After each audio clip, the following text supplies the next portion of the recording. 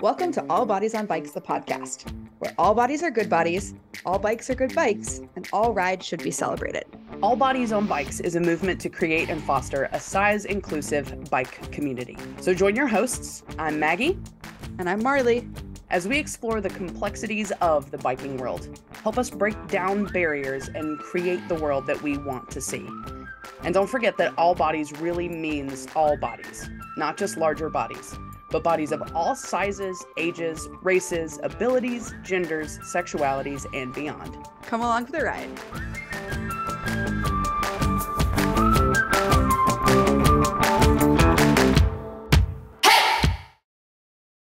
We're live. We are live. Ladies and gentlemen, hello, and welcome to the All Bodies on Bikes podcast, where all bodies are good bodies, all bikes are good bikes, and all rides should be celebrated. We are at the REI flagship store in Washington, D.C. We are recording live in front of a group of beautiful people who are here for the National Bike Summit. And we're, yeah. See, don't they sound beautiful? We're so glad to have everybody here tonight, and we are going to get into some pretty fantastic conversations here. Isn't that right, Marley? Yeah, I'm super excited. I feel like I'm like living out my NPR dreams right now. Do you guys ever watch or not watch, listen to, is it like Wait, Don't Tell Me? Where during the pandemic, it was like recorded in front of a live audience of no one. That's not the case. So thank you everybody for coming. We're very, very excited to have you. We don't really know what we're doing. So we're just kind of winging it. But that's actually the story of my life. I just make it look like I know what I'm doing. So a couple housekeeping notes for folks that are here. We've got some note cards in the back. We're saving some time at the end for questions. So there's note cards and pens. Feel free to ask us anything. We might not answer them, but we probably will. They can be for us, for our guests, who we will introduce in just a minute. And then there's also awesome swag. So REI is one of the All Bodies on Bikes sponsors. They give us money, which is phenomenal. We are almost a nonprofit, so that's excellent. And so we're very thankful for their support. We're also super thankful to Feisty Media, who helps us produce this and makes the magic happen. And then huge shout out to the League of American Bicyclists, specifically Alyssa Proudfoot Siegel. Did I say that right? For getting us here and making this all happen.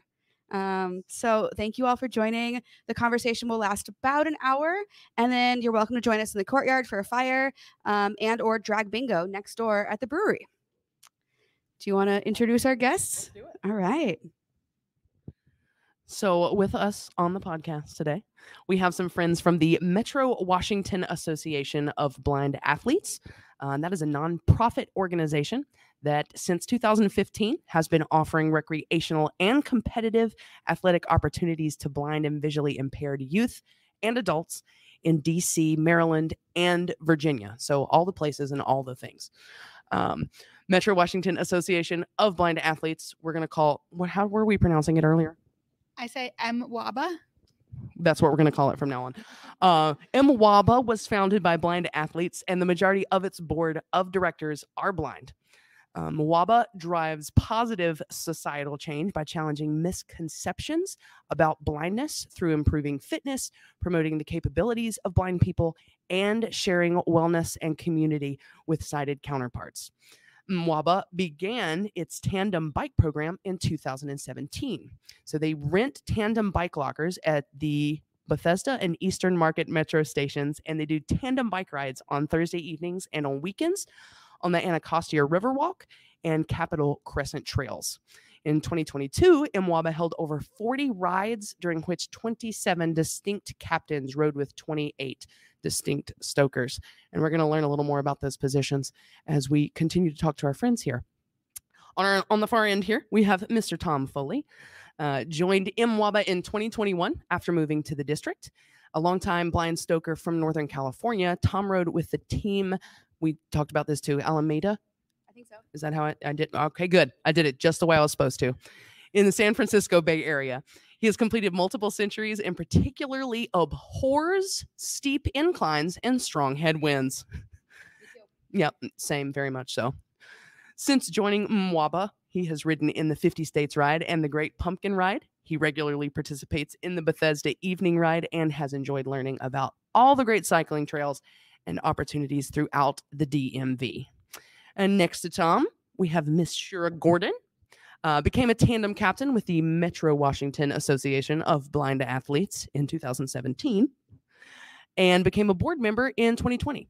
She has ridden with over 20 blind stokers and has trained new captains and stokers. Shira has ridden on all 50 state streets of DC, done many rides on bike trails in the area, completed 3 centuries, and biked from Montreal to Quebec City, all with MWABA stokers. So all the things, again, all the things. Thank y'all for being with us tonight. Yeah, for sure. All right. So I guess to start out, we only have one microphone, which is a little bit unfortunate because of technical difficulties. So trying to keep an eye on questions from the audience that is online as well. So feel free to send those in. But we're going to get started with a couple questions for our guests. So we'd love to hear from both of you. Why tandem bicycles? How did you get into bicycling? What does it mean to you? I'm Shira. I started riding a single bike when I was a kid. I got less interested once I got a driver's license, but then around about 10 years ago, I didn't have a car and I got back into biking, and I've kept biking for fun, for transportation. And then in 2017, I saw on a Facebook group that MWABA was starting up and looking for people to captain a tandem. I'd never ridden a tandem, either on the front or the back, but I decided to try it out. And it was a fun new challenge. It's a really cooperative experience. It's a lot of fun. So I decided to stick with it. Yeah. Thanks. And I'm Tom Foley. So I started riding a bike as a kid, and I never got a driver's license. And so I'm a blind guy sitting here with a guide dog. You're all really glad I never got a driver's license, actually. And so, I moved to California for school. I moved to Berkeley, and, I saw well enough to be able to ride a single bike. So I sort of learned to ride in Berkeley, California, great area to ride. But, over the period of a number of years, I lost most of my eyesight. And I had this sort of moment where I was riding along down a street. It was just this beautifully well-paved street, and it was a warm, sunny day, and the sun was sort of poking through the leafy trees. And I came around a corner, and I ran smack back into the back of a parked UPS truck because it looked like a shadow to me. And I got up off the ground, and I thought, perhaps tandems. And I was really fortunate. I'd been riding with a couple of good friends, and one of them said, we were planning to do this double century at 100 miles a day. And he said, why don't we try a tandem? And I really, I didn't want to give up the independence of a single bike, but I thought, well, I'm willing to try it.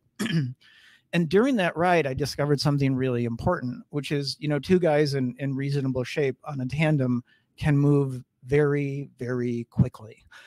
Especially on flats and rollers and downhill. And it really sort of juiced everybody's, competitive nature.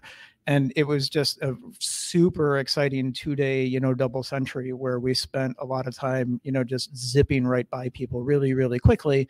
It managed to get a couple of other friends interested in tandeming as well. Then moved out here and was fortunate enough to meet Shira and the whole MWABA group and take up cycling here in the DMV. That's fantastic. I like one of my favorite things about groups of cyclists, and you just really highlighted it, is how casually you said 2 centuries, like in a 2-day period. I love how you're just like, yeah, it was Tuesday, so we did that thing. Exactly. Yes. But we just say it super casually.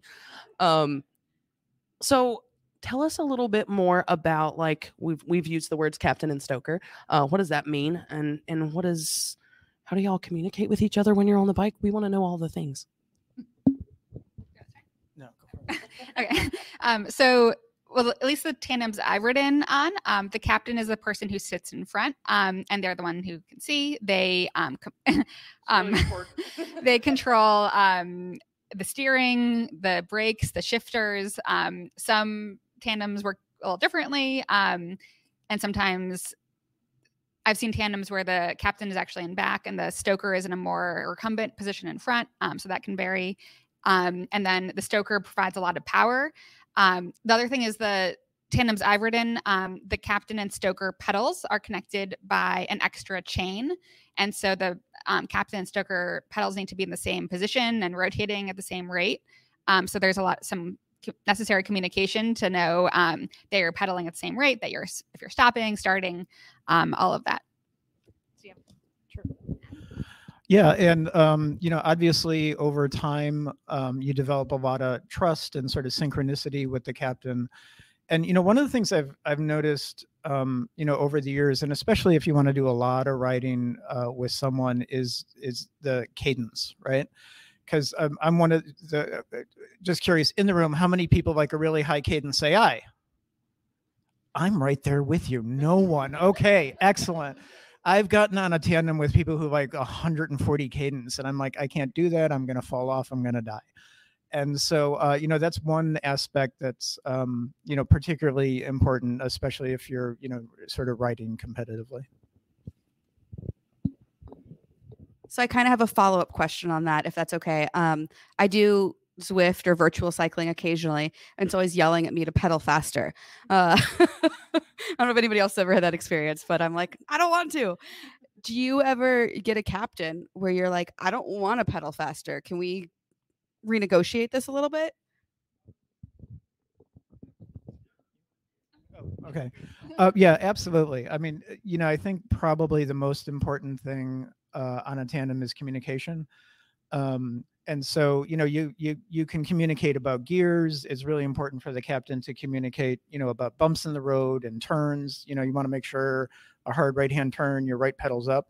But again, cadence and the speed is something that, you develop pretty good communication skills very early on, I think. What do you think, Shira?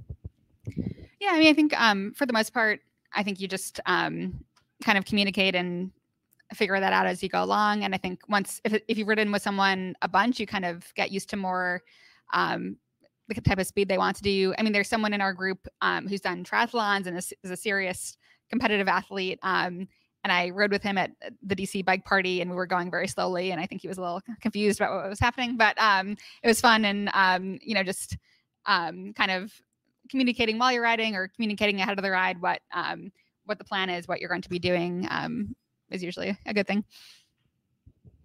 So as a rule of thumb, do y'all usually like pair up and stay in a pair for an extended period of time? Or do you kind of force people, that thing where you force people to group up with somebody that they didn't come with? One of those situations. I think it's kind of a combination. During the pandemic, we paired people up and tried to have people only ride with, one or two people so that there'd be less community contacts. We'll also generally pair people based on similar sizes, both to like fit the tandems better and to ride better together. But we do like to also switch it up so that people just get the chance to know different people and get more comfortable with riding with different people. Because each week we'll send an email saying who wants to ride this week. And then we'll just try to get as many pairs together to ride as possible. But there are also people who've just become really good friends and they'll ride extra together. They've click really well, or if they're doing longer rides, it can be good to pair people who've ridden together before. So it's kind of a combination.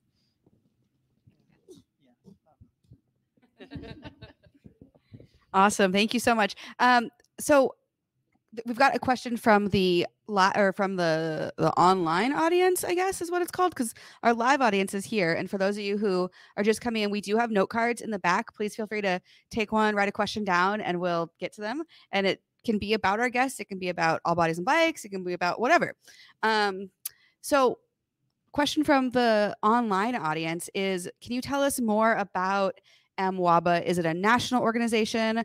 Are there local chapters? Like, what does that look like? We're a local organization. I think we are at least somewhat connected to a national group called USABA, United States Association of Blind Athletes, I believe. There are some other tandem organizations that we're aware of. We also partner with Achilles is mostly a running group, but they do some triathlons, and they're a national group that has a DC chapter. So I think we have some connections to more national groups, but we are based in DC. There's also a group in Alexandria, Virginia called the Tuesday Night Tandems, and we collaborate a lot with them. But mostly a local group. And you mentioned the running group. Do y'all just focus on cycling, or are there other activities that MWABA does? Which is my new favorite thing to say also. Just gonna throw that out. We do hikes about once a month or every other month. So we're also always happy to have more volunteers for that. Goalball, which I'll have Tom explain in a second. Yoga about once a month. There's some other groups that we somewhat partner with. There's an Out of Sight Dragons, which is a boating group. There's a kayaking group we sometimes partner with. There's a rock climbing group it's a separate group that we also partner with. So we do, kind of a variety. Sure. So goalball is a sport for blind athletes. And if you can imagine, basically 3 players per side on a court, and the court's about the size of a basketball court. Everybody's blindfolded, and the goal of the game is to take a ball that's about the size of a basketball, weighs 3 pounds, and it has a sleigh bell in it. And the goal is to whip the ball along the ground past the 3 people on the other side. So the ball weighs about 3 pounds. It's got a bell in it. And especially, good players and people at the Olympic level can throw the ball at about 50 miles an hour. So your goal, should you choose to accept it, is to throw yourself on the ground on purpose in front of this 3-pound ball moving at, 40 or 50 miles an hour while blindfolded. And it's the most fun ever next to cycling. So, when you're really sore from cycling, your legs can't move anymore, all you want to do is throw yourself on the ground. And that's actually how I first got to know MWABA is in California. I used to come out here for work a lot, and I was here on weekends. And so I was able to make their goalball practice. And then once moving here, I got hooked up with the kayaking and the cycling and the goalball and lots of the other great things that MWABA does. So last week, it's actually coming out tomorrow, but we had a Paralympian on the show. So you should all go listen to the episode. But you mentioned goalball in the Olympic level. Is it in the Paralympics? Okay, Tom says yes. Is tandem cycling in the Paralympics, and is that a goal? I think it's in the Olympics, and I think the person I mentioned who's done triathlons and stuff or maybe someone else. I think there's an Olympic training center in Colorado that some people have gone to, but I'm not too familiar. Do you know more about it? Yeah, it's definitely a Paralympic sport, and the men and women's Paralympic teams train in Colorado Springs at the Olympic Training Center. The Olympics are definitely not a goal for me, but I so appreciate you asking the question. I think you might have made my night. Thank you for that. All right, back to me. Well, you're welcome. I don't know. I often will ride stupidly long distances. And people are like, you could do that. Like, I really believe that we can all do all sorts of things, even if we're not good at it. We could just do it. So I guess a more serious question. Have you found the cycling community to be inclusive of blind riders, or what can we all do better to make it more inclusive? I think generally, yes. It might sound small, but a pet peeve that some people have is that sometimes when we'll be riding a tandem past or someone else is passing us, they'll say, the person in back isn't pedaling, which, as we explained, doesn't really make sense since both feet have to be pedaling together. And so that's somewhat of a pet peeve. There are other jokes or comments you can say to, say hi and express things about tandem biking. And then, we've also found, the fact that we worked with DC to get the larger sized tandem bike lockers. That was something that was helpful. And some of the local bike rides, especially the ones put on by the Washington Area Bicyclists Association, they've allowed us to participate and basically not charge the captain for riding, and saying you just have to pay the cost for one person. And that's been helpful, just to make sure that we have enough captains who want to do those bike rides. I mean, I think in general, one of our challenges is having enough captains to ride. So we are always want to encourage people to try it out, even if it's not something you've done before. We're happy to help train people and pair with you with someone who's trained other new captains. And I think it's just a lot of fun to do. Yeah, you know, I think the cycling community is sort of one of the more open and welcoming communities out there. But I did want to share a story of something that happens a lot.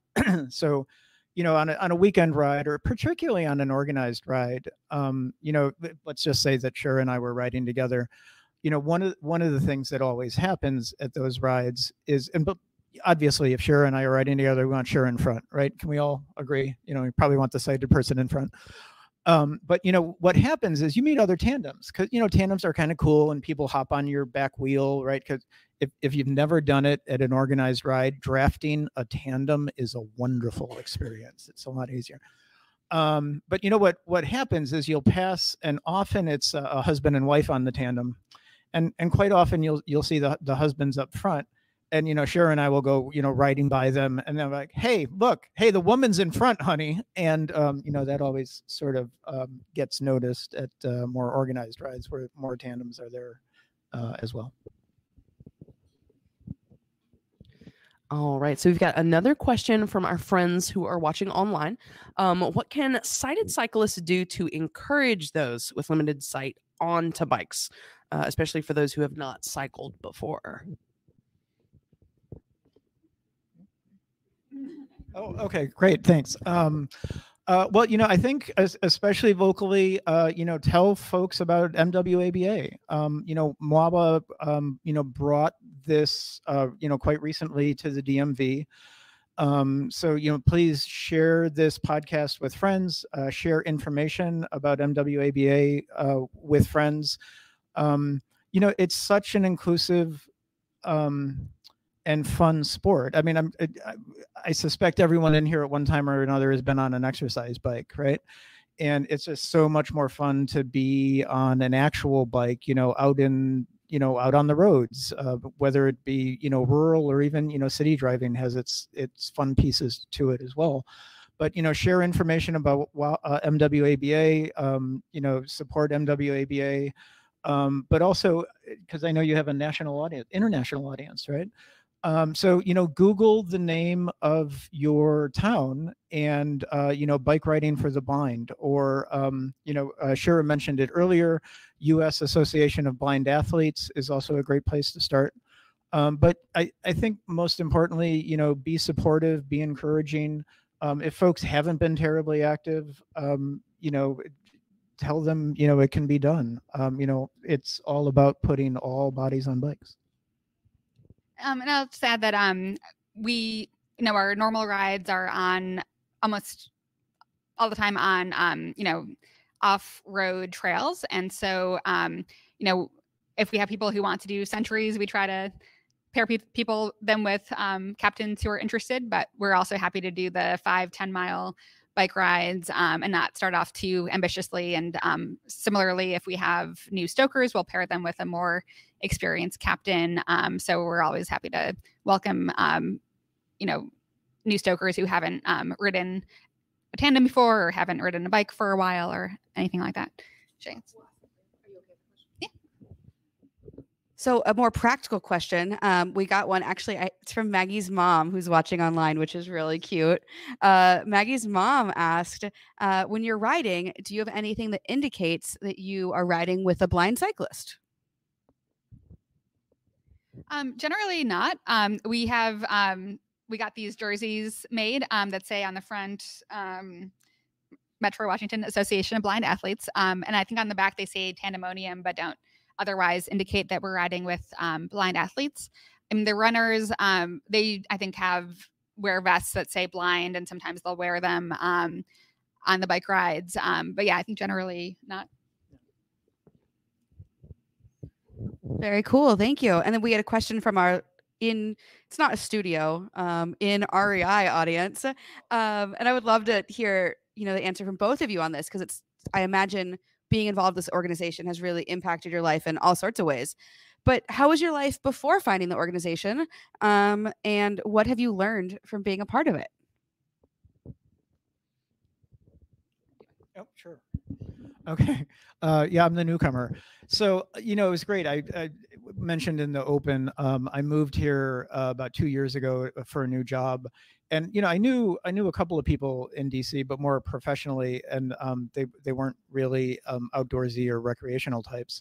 So I was really fortunate to know about the organization, as I mentioned, through the Go Ball. But when I discovered the cycling and frankly all the other things that they had to offer, it was really game changing, because I work a lot and there's a gym in the building, but again, being able to get outside and discover the Anacostia Trail and the Crescent, and we've done some rides when the streets were closed down. It was just really neat to be able to experience DC that way. And been able to do it in the sunshine, been able to do it when it's overcast.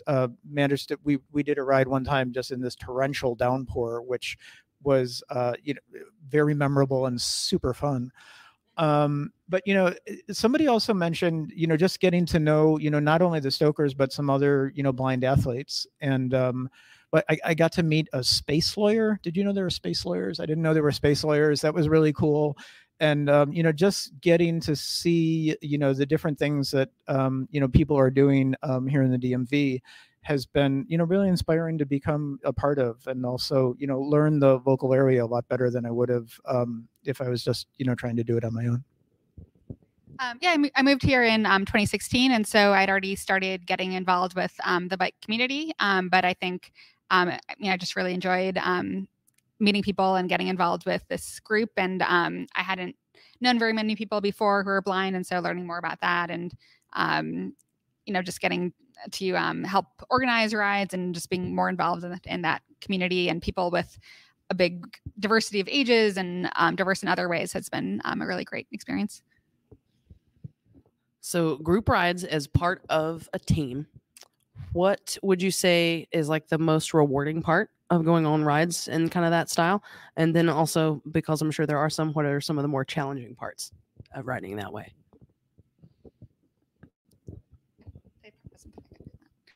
I think one thing that's fun about riding with a group of tandems is people will, as we were saying, notice that there are tandems coming by, but they'll say, "Oh, there's a tandem. Oh, there's another tandem. There's 3 tandems." So that can be fun. I think it's fun just to, there's a camaraderie of riding with one person, but then there's kind of more of that of riding with a bigger group. I do think sometimes with tandems, it can be starting and stopping and going up hills are the hardest parts. And so like we were doing the 50 states ride, and this past year I was doing the 30-mile version, and there were 7 of us tandems, and we were somewhat trying to stay together, but trying to also follow the route. And so sometimes it's hard to keep a big group of tandems together in that situation. But as long as people kind of meet up at the end or meet up for lunch or whatever, that also happens on group rides too.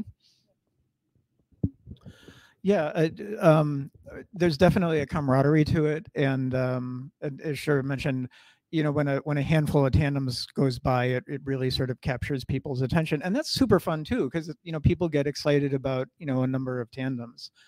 There's definitely a social aspect to it as well, but it again, Shira already mentioned it, but starting and stopping can be a little hard, especially if you're clicking in and clicking out. You have to do it perfectly. Watch this, in tandem.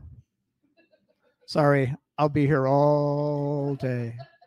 But once I think once you've ridden with someone once or twice, it becomes almost second nature. So yeah, everybody should try tandeming. All right, we're gonna do a quick poll of the audience. Who here let's say has been on a tandem? Oh, so that's like 80% of the audience. I went on tandem one time and I was very scared, but it was a lot of fun. Like we just giggled the whole day. So I can imagine like it just adds another element to the fun and excitement that is cycling.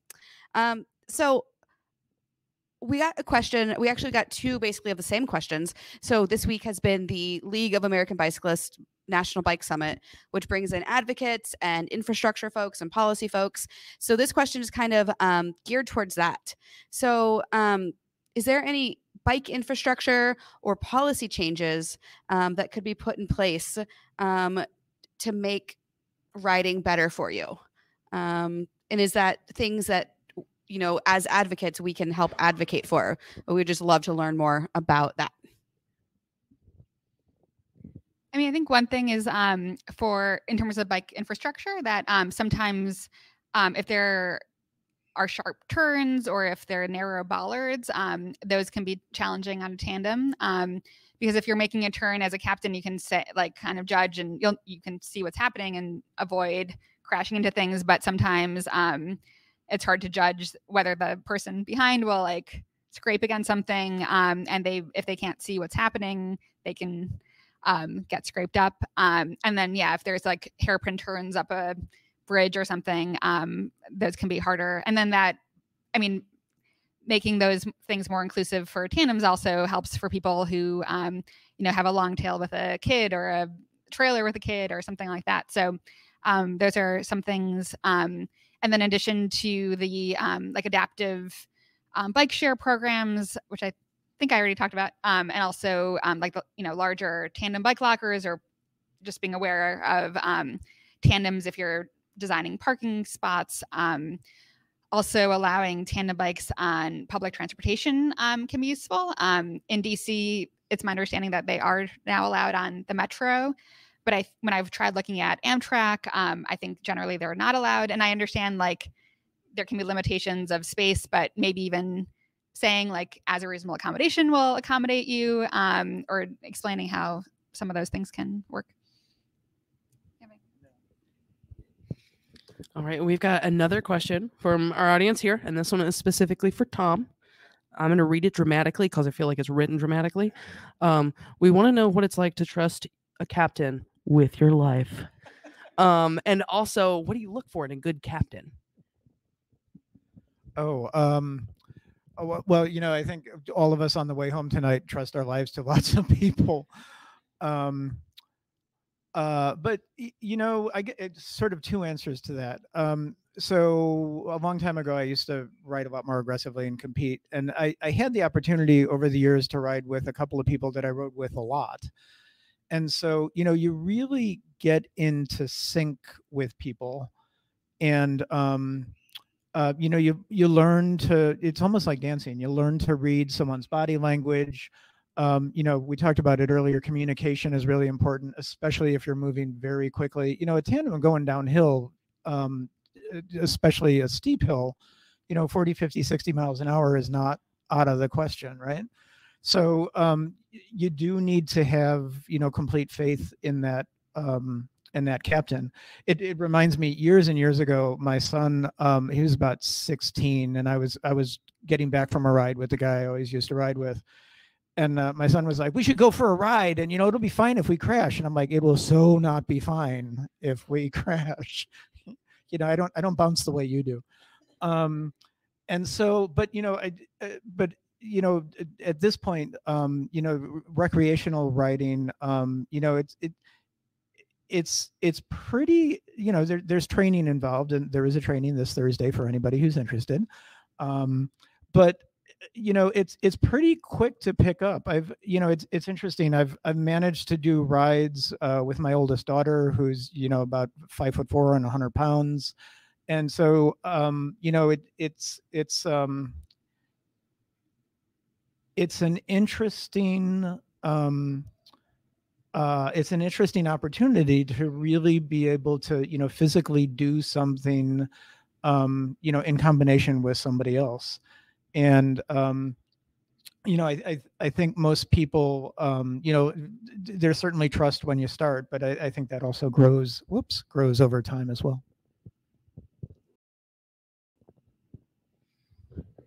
Awesome. Well, we are just about to wrap up this portion. So audience, get your questions in now, because we always have our 2 final questions.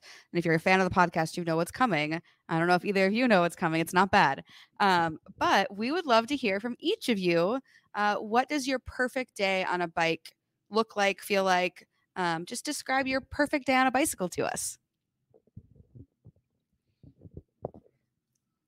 I think this is hard for me to think too precisely about. But I think, a 60, 70 degree day, hopefully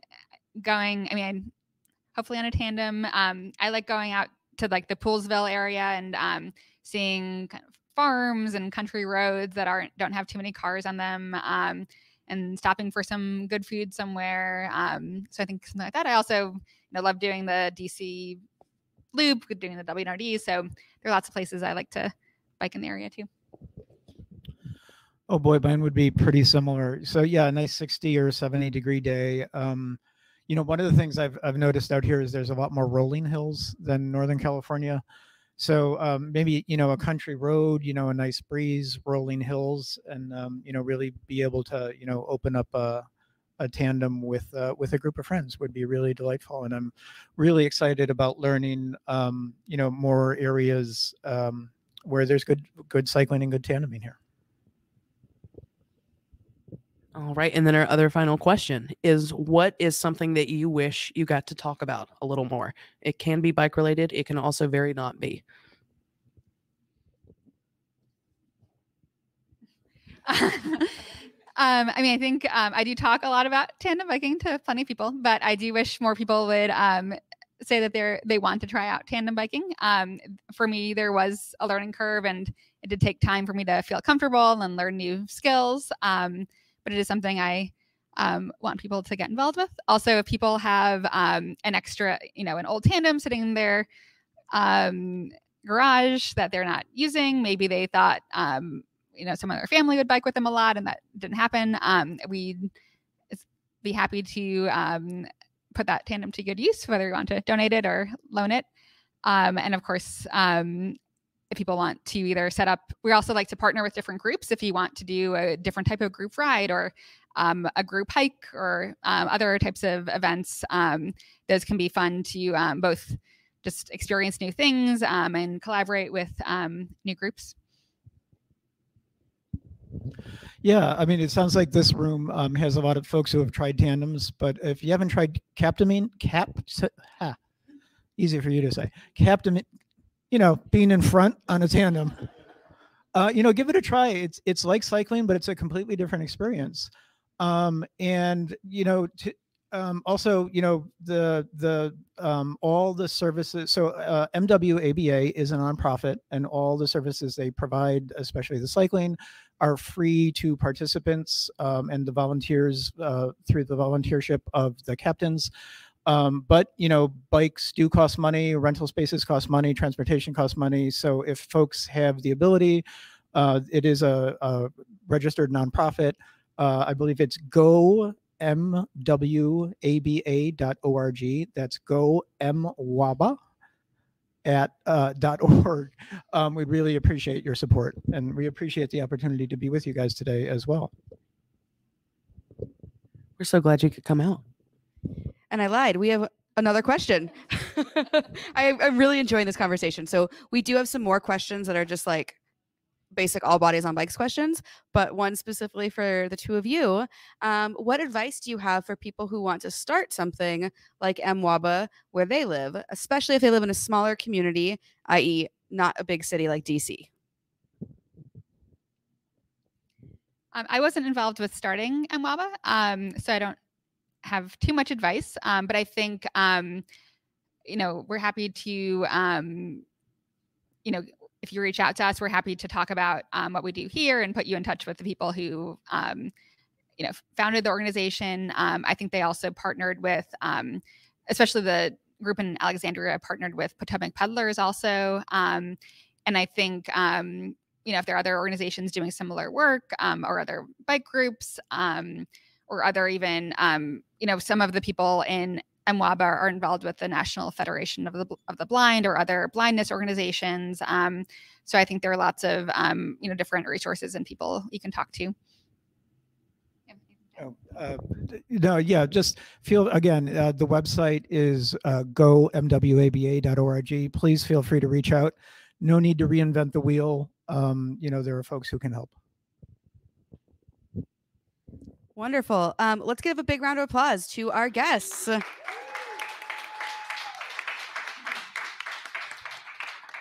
Thank you so much. A quick eye if you learned something new. That is unanimous, folks. When I come to DC, I feel like a parliamentary procedure pro. Like, okay, that clearly not any debate nerds in here, but whatever. So before the podcast, we put a poll out to the National Bike Summit audience and our audience in general, and we got a couple of questions. But please do feel free. We'll also just do like a raise of hands. I don't know how that'll work, but we've got a couple of them. So one of them was, how did Marley prepare for her 100-mile ride at Mid-South? Not well. Honestly, I did a couple of like 30-ish mile rides before Mid-South. So for folks who aren't aware, it was a 100-mile gravel race. Some folks were racing, I was riding, but basically just kind of dialing in my nutrition and hydration, which for me means buying food. That's one of the tricks to a long ride. If you've done a long distance ride, you just got to eat and hydrate all day long. And folks seem to be amazed that, so I got DFL, which is dead effing last. But I set the course record for the fastest DFL, and people seem surprised that like it took me 14 hours to do 100 miles. But I've done, similar to you, 3 other centuries before this. They all took that same amount of time. Like I was fully ready for it. So yeah, I just rode my bike and kind of got mentally prepared, had my playlist ready, and was ready to spend a full day on the bicycle. Next question is, where do we, parentheses, larger women, find bike clothes that feel comfortable and make us feel good about how we look? That's the $1 million question. There are a couple brands out there. I'll pass it down the lines if folks have things to add. Full disclosure, I do ride for Pearl Izumi. They help me pay my bills.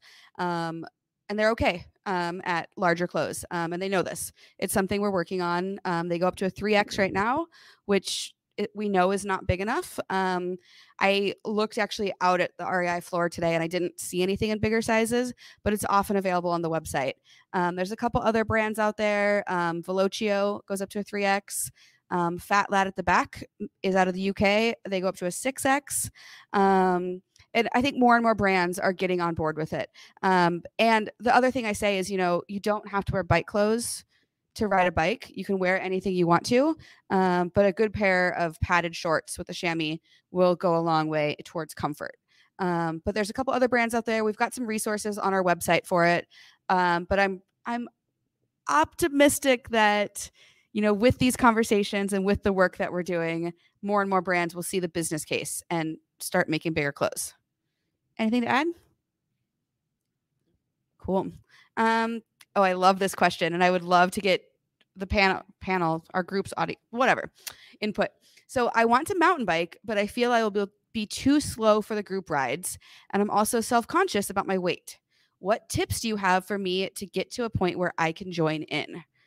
I also feel this way. I often will hesitate to go on group rides because I'm afraid of being left behind, which was actually the impetus for starting All Bodies on Bikes.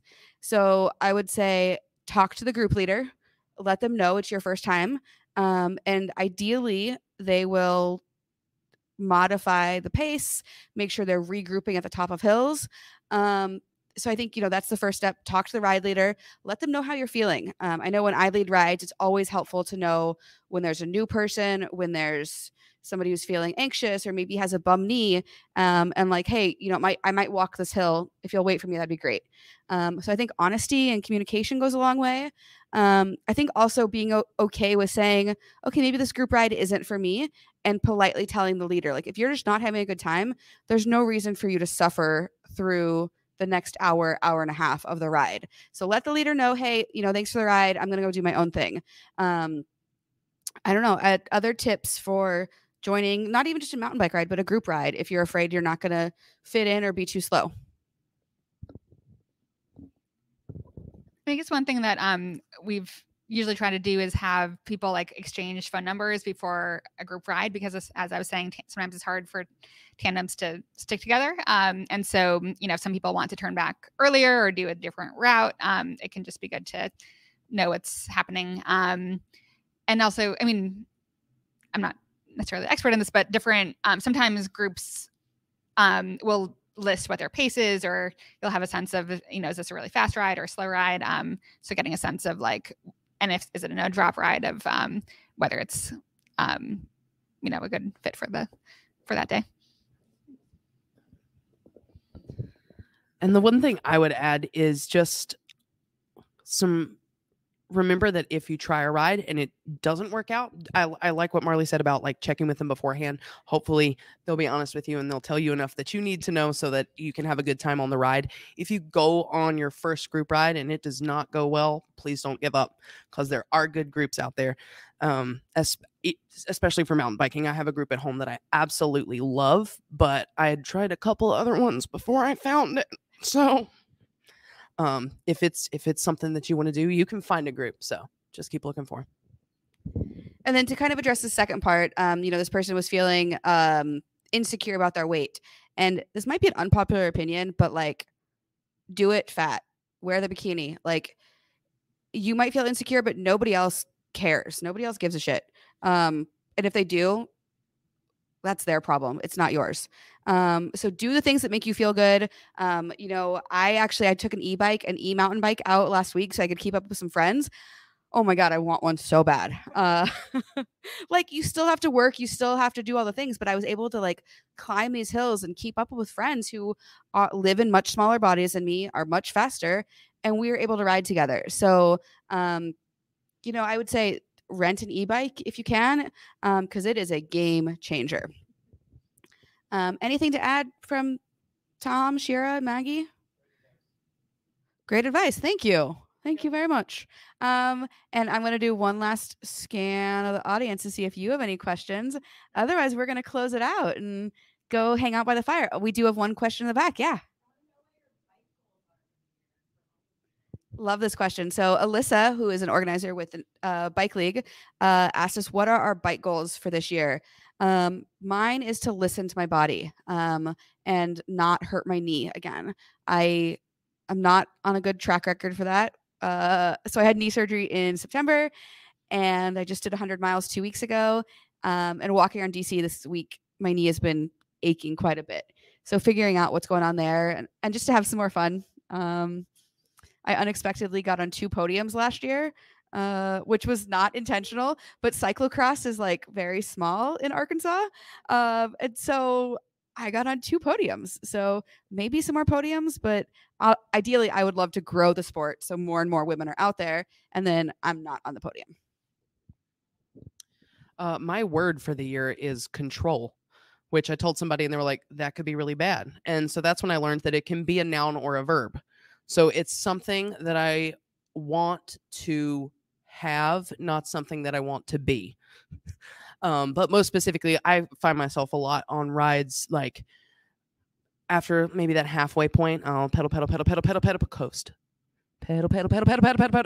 And that wears you out 4 times faster than just riding at a decent cadence, even if it's slow, Tom.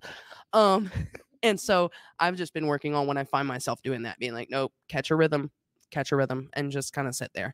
I do usually ride with like the bone conduction headphones, so I can still hear the birds and the crazy people in the vehicles around me, but I can also hear the music. And when I catch myself getting out of rhythm, I just fall into whatever song I'm listening to. So that's my big goal for the year, is to get better at being consistent. I think one goal, we're organizing a big group camping trip that we got a grant through the Adventurous Cycling Association for. And it'll probably be about like 15 miles each way, which isn't a huge distance for me. But I think organizing more logistics of getting a big group to bike together and then camp and bike back is a goal for mine. And then also hoping to do some longer bike rides. Maybe I'll do another century. We'll see what happens. You know, I just want to get back on a bike. I too had knee surgery recently. I did not just do a century, however, and only here I had knee surgery and I did a century and I'm taking it easy. It can all happen in one sentence. So like, that's amazing. So again, I'm new to the area, but I heard about, there's a bike path along the C&O Canal. And you can like start kind of a ways out and you can ride and sort of like pull off into these little towns and, you know, have meals and there's, you know, places to stay and stuff. And that sounds delightful. So just hoping to get back on a bike and get my knee into cycling shape. Awesome. I forgot. I also want to do more bike packing this year. We will actually be doing some all bodies on bikes campouts. I believe there's one happening in the DC area. Molly, our chapter leader here in DC, will be leading that. So we're going to go ahead and end the live stream. Everybody in the audience, you're welcome to come hang out with us on the patio, get some fresh air for a little bit, enjoy this beautiful space. Again, let's give it up for our guest from MWABA. Thank you so much for joining us.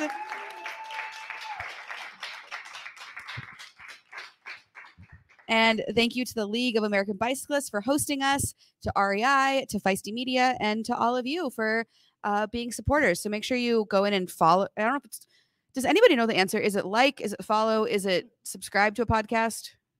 What's the verb? All of the above. So please subscribe to the podcast because that's the metric that matters, I'm learning. And tell your friends and share the episode. Thank you so much for joining us.